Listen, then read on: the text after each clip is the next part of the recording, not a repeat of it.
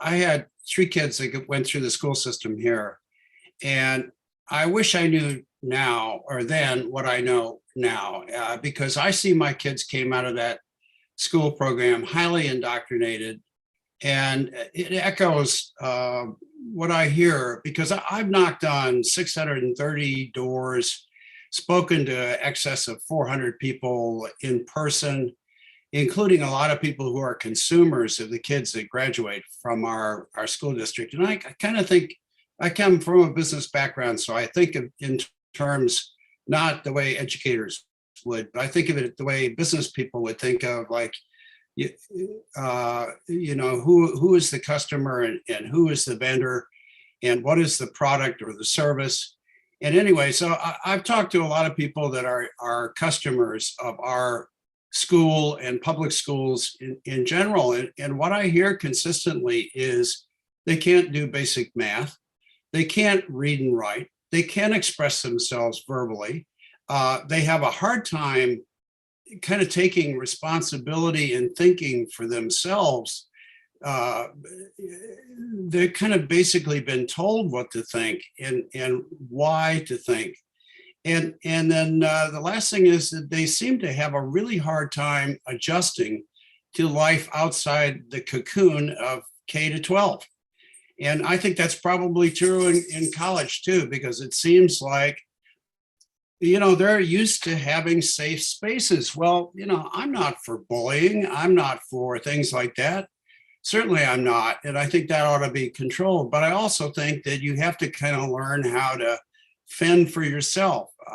My whole life, my whole business career, it was involved helping multinationals gain a foothold. So first off, sell their products overseas, then invest in companies that made things that they wanted to sell overseas, and then gradually become global, meaning they extend what they want to do throughout the whole world. And in that process, I traveled a lot. I met a lot. I talked with people, and I learned how much more seriously other countries take education, and particularly the people that I dealt with take education. And I'm really concerned, truthfully, that we are so distracted in this country with a lot of this social and cultural engineering. Not that these aren't valid things to think about and talk about and everything else, but we just can't take our eye off the ball. We've got to teach the basics. And, our kids need to be able to compete in the world. And I can guarantee you that the gay pride flag, you only find it flying from the embassy or the consulates of the American embassy. Maybe a few other countries have been infected a little bit with this stuff, but in Western Europe. But for the most part, the rest of the world is just not preoccupied with what gender am I and all these other things, which I think are just totally extraneous. And my other thing on this is, if I am an ardent supporter of parental rights, I think parents have the responsibility to steward the development of their children from the very beginning until some point in their maturity where they can kind of be on their own. And that could be in the last 2 years of high school or something like that. I haven't really formed a definite opinion on that, but parents definitely have the right to know what's going on and to filter what their children are exposed to, based on age and maturity and their own, personal beliefs about what's important in the world. And I feel like diversity and inclusion goes both ways. If this public school system can expose our kids to a lot of this stuff, which I think is extraneous, then, it goes both ways. If parents don't want their kids exposed to that kind of stuff, then the school system has to accommodate the interests of the parents who want to filter. And that goes for what's taught in the classroom. That talks to any kind of videos that are shown in the school. It talks to what's in the libraries. And I'll tell you, this whole thing about book burning and its association with Moms for Liberty is such a red herring. And I confront it head on when anybody ever talks to me about that, because I am basically at heart a civil libertarian, which means that I'm very conservative fiscally, but I'm very liberal socially. I'm kind of a live and let live thing, but I do think that other people and myself have responsibility to kind of limit the impact that I have on other people. If they don't want to listen to what I have to say, they don't have to listen to what I have to say. And likewise, I don't have to be I don't have to be dominated. And the way it is dominated in the school system. And I honestly think that it's parents, not educators, that have the right to kind of sort through it. And educators, I came out of a professional consulting environment. And I always thought of myself as a trusted advisor, not somebody who was dictating to the client, not somebody who was withholding information from the client, because I believed and still believe in total transparency. And this is where I think the school gets it wrong, because they kind of think it's their school and it's not the parents' school. They tolerate the parents, but they don't welcome the parents into most of the shaping of their core curriculum.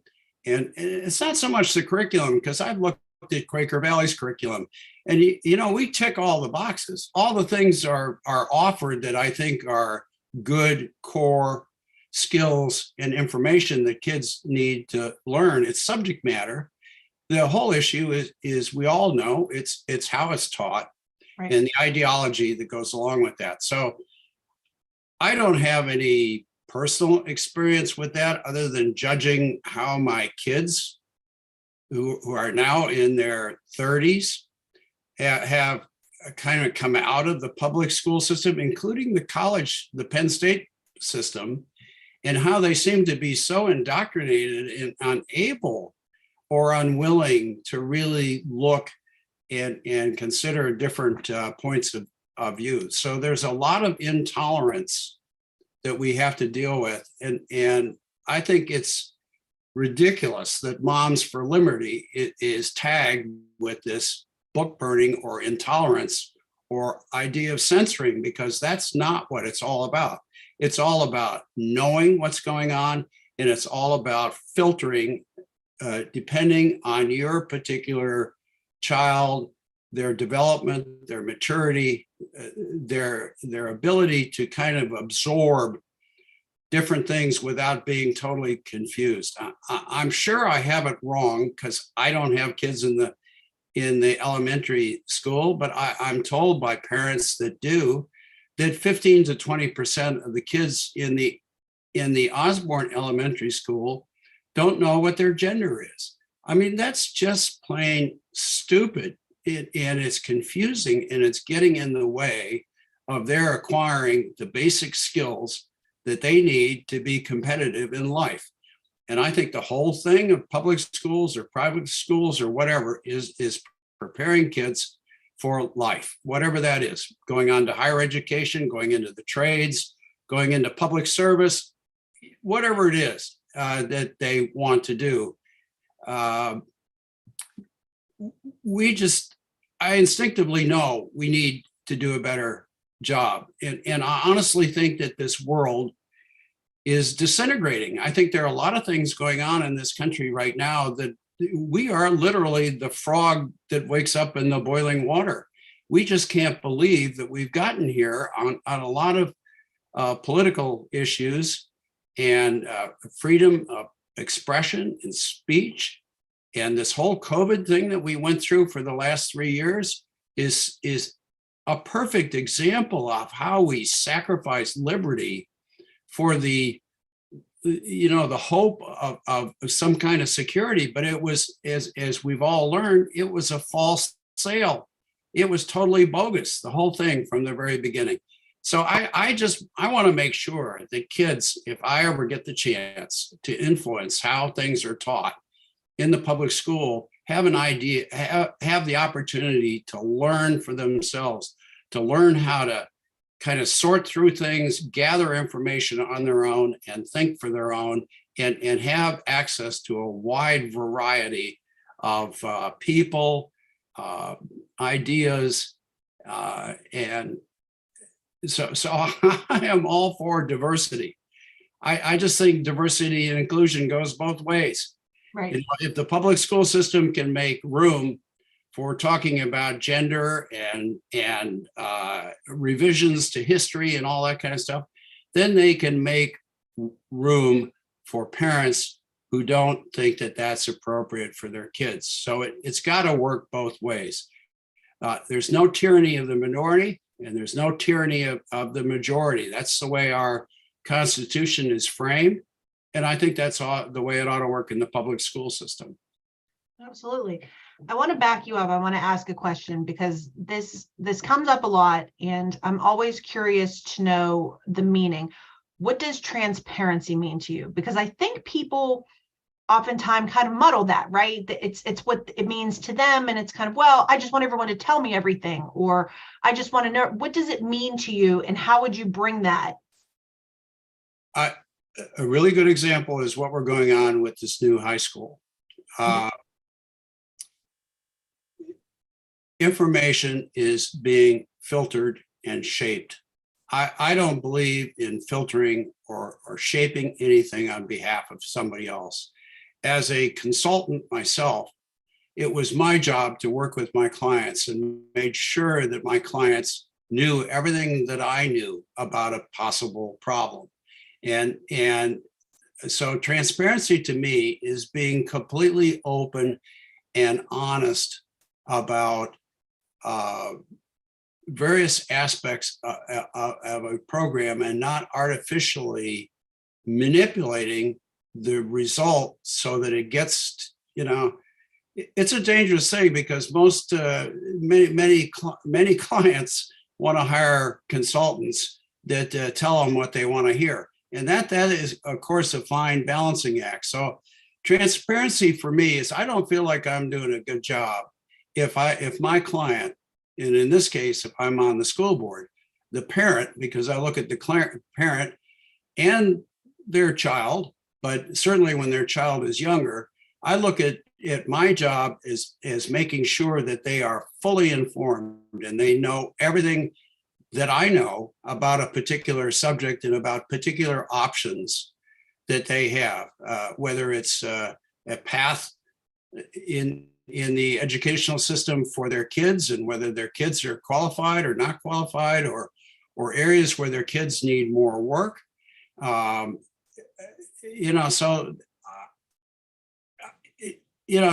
think transparency is one of those hackneyed expressions. I agreed that it's overused and most people don't understand what it means. But if you've been in professional services and you've worked with clients and you've helped clients solve problems, it's about being open, honest, and when you don't know, you admit that you don't know. Right. So it's not trying to be somebody or something that you are not. It's giving somebody the best information and the best options. And if they press you and ask you for a recommendation, you provide a recommendation. Okay, fair enough.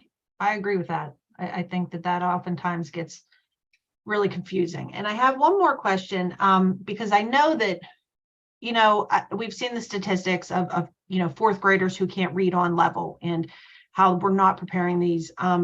So my question is, I've read your website, which is fantastic, by the way. It's an excellent website. It's very informative. Well, it's probably overkill. Yeah. But do you have thoughts on how to close these achievement gaps? I haven't been able to review where Quaker Valley stands with achievements, but when you say these kids have these gaps, what do you think should be done to kind of close that? I think that, and again, I'm not speaking from experience, so I don't know. I'm only speaking from a point of view, and it's one that I developed in my business career. And that is that I think every customer, meaning every student, has to be treated individually. And you have to somehow or another meeting with parents, meeting with teachers, understand where that student has gaps, either in their basic knowledge or in their ability. And you've got to do your best to make sure that the knowledge gaps are filled, and you have to do your best to help somebody achieve better results than maybe they think they're capable of. So you got to have confidence in them, and you have to push them a little bit. And that means push the parents. And that's difficult because parents want to be involved. I see two kinds of parents. The really hands-on super moms, typically the Asian tigers.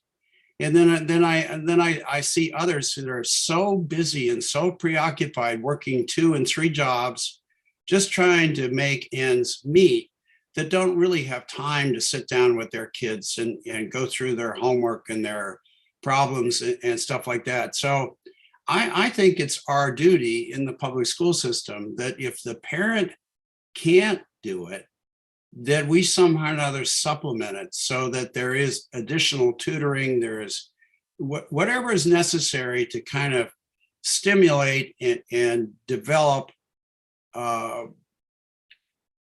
whatever a individual is truly capable of achieving. And I think you start with a bias that they can do more than they think they can do, or more than their parents think they can do. And it's just finding the resources. And I know that's difficult in any kind of public setting. And I know that, kids from home where they just don't have the income and the time of the parents, that's a particular problem. But, a lot of those people somehow or another seem to make it through. You can find examples of people that were raised in extreme poverty. You can find examples of people who came from broken homes. You can find people who have just overcome every kind of adversity you can possibly think of.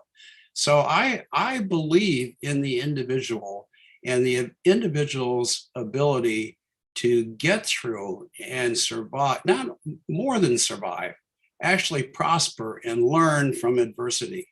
And I don't know, that's probably way too optimistic but that's an attitude that I would take in going into the job. To the extent that I get involved in individual parents and individual students, I would do everything I could to bring whatever resources are possible, either within the school system or outside of the school system. Because as I spend more time on this, I realize that there are a lot of people out there that are really good people who are willing to contribute their time and their effort and their knowledge. And sometimes it's just a matter of putting left hand together with right hand and making it work. I sincerely hope that I get elected. And the first thing I would do is talk with you and try to see how I could bring some of the thinking that's espoused by Moms for Liberty into the public school setting, and have parents exposed to some of your thinking on liberty and choice. And I'm all for it. So I see it kind of working both ways. When I first saw your founders, and I've since seen your founders many times on Steve Bannon's War Room, honestly, I just think they're doing an extraordinarily good job. Yeah. I think that there are so many pressures in this world to submit, and it's hard. I can't submit. I haven't been beaten into submission yet, and I don't plan to be. So I'm going to go down fighting, that's for sure.